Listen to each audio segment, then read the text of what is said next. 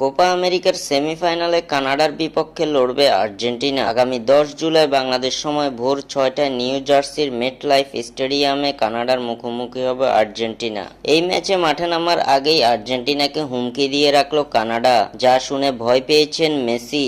Copa আমেরিকার সেমিফাইনালে কানাডার চেয়ে সব দিক দিয়ে এগিয়ে থাকবে আলবিসেলেস্তারা। টুর্নামেন্টের ফেভারিট হিসেবে থাকা আর্জেন্টিনার চেয়ে র্যাঙ্কিং ও সাম্প্রতিক পারফরমেন্স বিবেচনায় যোজন যোজন পিছিয়ে রয়েছে কানাডা। তবুও ছেড়ে কথা বলতে রাজি নয় কানাডা। কোপা আমেরিকার চলতি আসরে একই গ্রুপে পড়েছিল আর্জেন্টিনা ও কানাডা। গ্রুপ পর্বের প্রথম ম্যাচের মুখোমুখি হয়েছিল দুই দল, যেখানে আর্জেন্টিনার বিপক্ষে জয় না পেলেও বেশ টক্কর দিয়ে খেলেছে উত্তর আমেরিকার দলটি।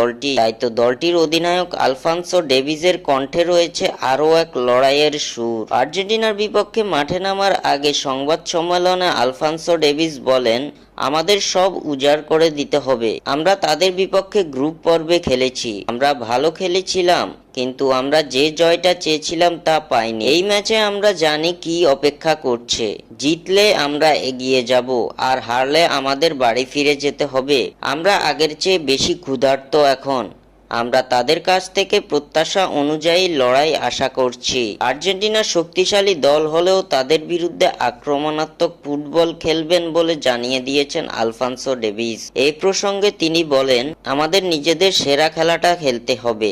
আমরা পিছিয়ে থেকে শুধু রক্ষণাত্মক ফুটবল খেলবো না, আমরাও আক্রমণ করব, নিজেদের পরিকল্পনা অনুযায়ী খেলবো, আর্জেন্টিনাকে হারানোর চেষ্টা করব।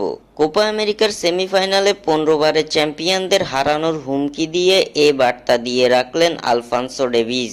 কানাডার এমন মন্তব্যের পর এবার জেগে উঠবেন কিনা মেসি, সেটাই এখন দেখার বিষয়।